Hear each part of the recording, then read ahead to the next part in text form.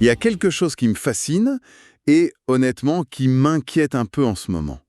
On a cette idée, tu sais, que nos technologies les plus modernes sont les plus sûres, les plus fiables. Oui, c'est l'image qu'on en a. Et pourtant, j'ai l'impression que c'est presque l'inverse qui se passe.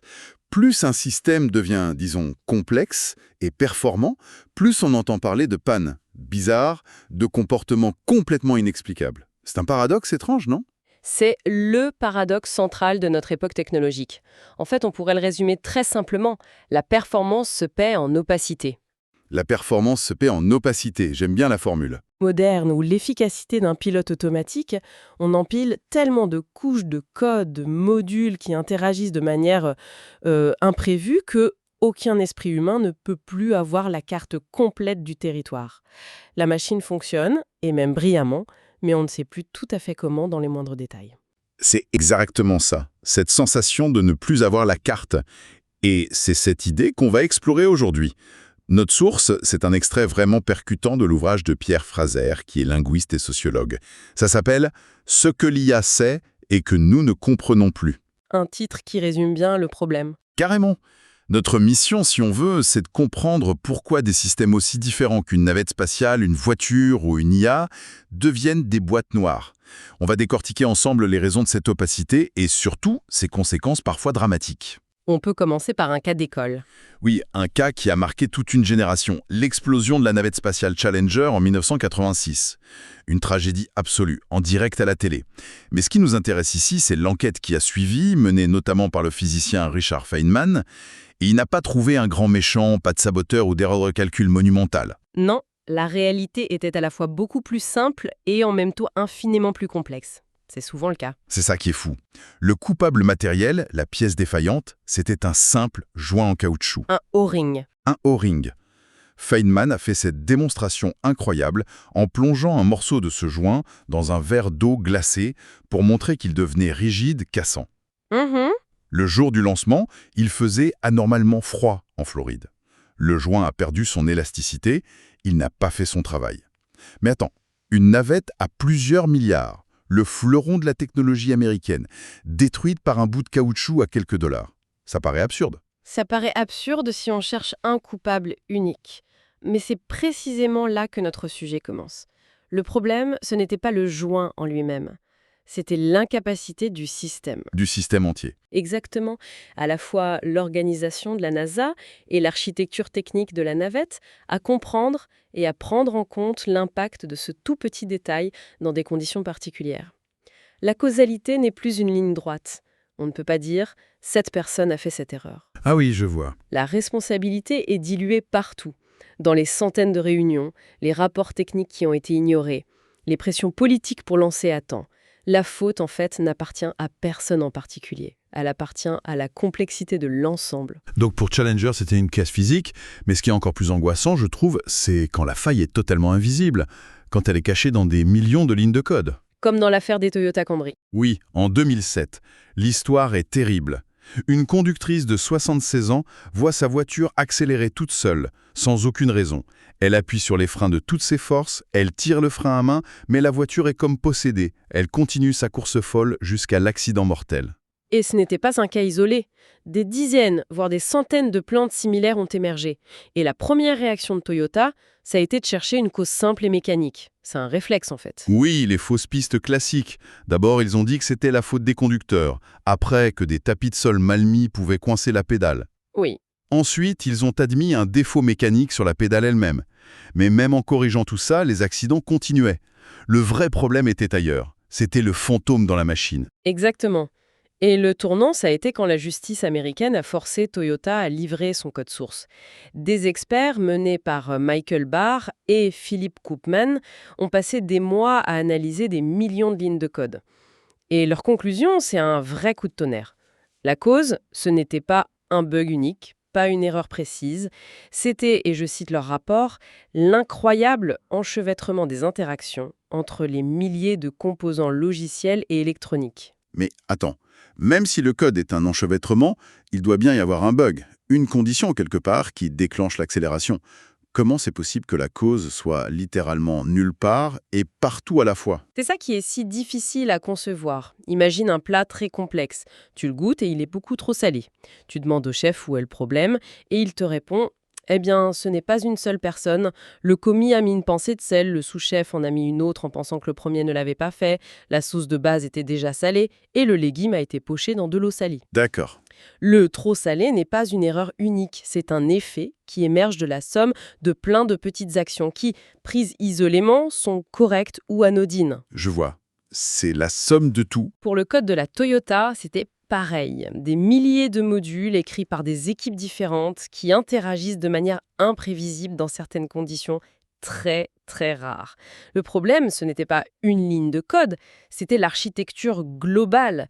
Le rapport a d'ailleurs conclu que Toyota n'aurait jamais dû concevoir un système aussi complexe parce que l'entreprise elle-même n'en maîtrisait plus les conséquences. Ça fait froid dans le dos. L'idée que ta propre voiture, un objet de confiance absolue, puisse se retourner contre toi à cause d'un enchevêtrement de code. C'est terrifiant. Et on dirait bien que c'est un schéma qui se répète. La source cite un troisième exemple, la fusée Ariane 5 qui explose 30 secondes après son décollage en 1996. Et là encore, la cause apparente est presque comique si elle n'était pas tragique. Une routine logicielle conçue pour Ariane 4, qui volait moins vite, a été réutilisée sans être adaptée. D'accord. Les données de vitesse d'Ariane 5, bien plus élevées, ont fait déborder une variable informatique, ce qui a saturé le système de guidage et a fait basculer la fusée. En somme, un simple copier-coller qui a mal tourné, quoi.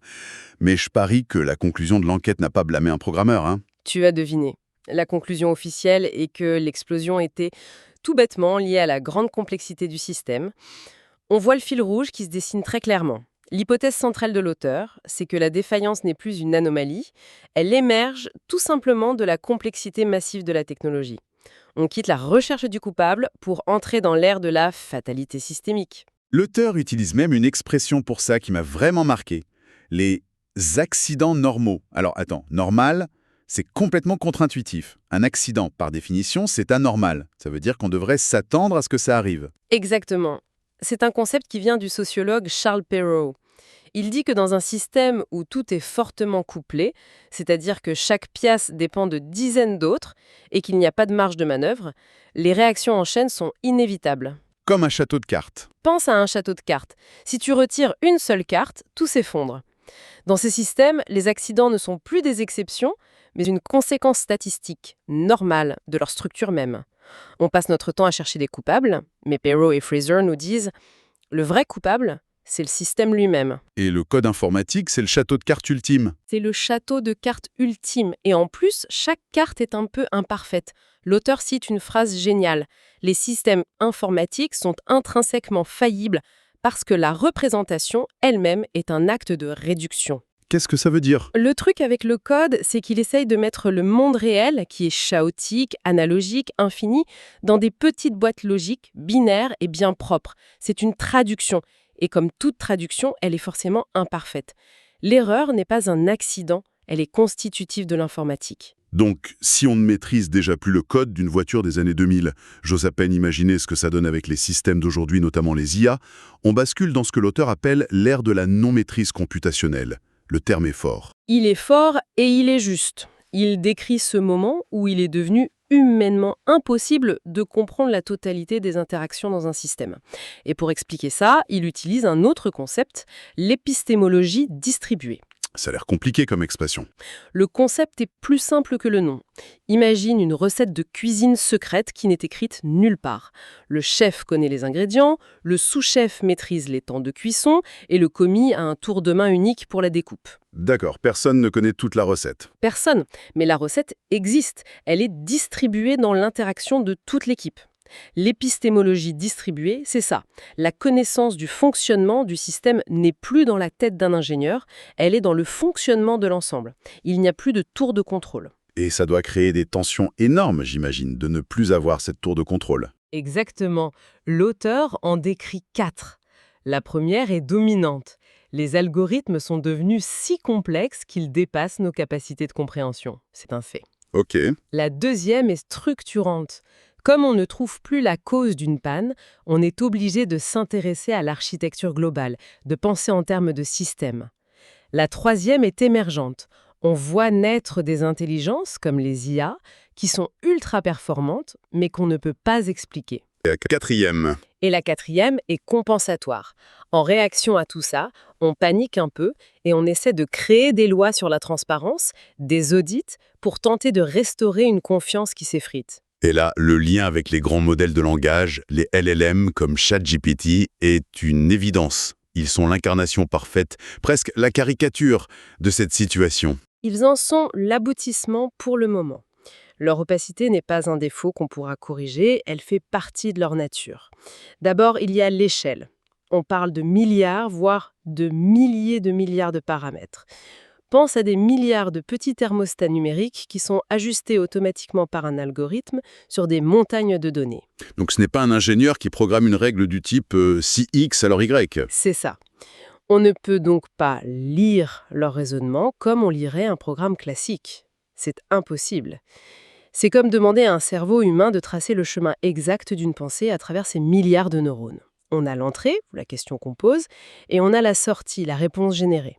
Mais ce qui se passe entre les deux, cette danse de calcul sur des milliards de paramètres, c'est une boîte noire quasi totale. On a changé de monde. Complètement. On a quitté le monde du code déterministe, prévisible, pour entrer dans celui du comportement émergent. Leurs capacités les plus bluffantes, comme le raisonnement ou la créativité, n'ont pas été programmées. Elles ont émergé à la surprise même de leurs créateurs. Donc cette Toyota folle, c'était juste un avant-goût. Les IA, c'est le même problème, mais à une échelle cosmique. Les anomalies, ce qu'on appelle les hallucinations d'une IA par exemple, ce ne sont plus des pannes. Non, ce sont des effets émergents. C'est un changement de vocabulaire qui est un profond changement de paradigme. Et ça nous force à accepter deux choses très difficiles. Lesquelles? La première, Ken, des anomalies, des défaillances, des comportements bizarres émergeront inévitablement de la complexité de nos technologies. Ce n'est pas une question de si, mais de quand.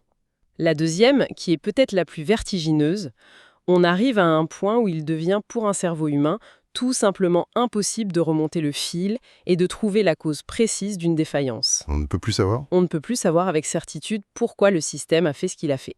C'est fou. C'est comme si on avait construit des choses qui nous dépassent fondamentalement. C'est exactement ça.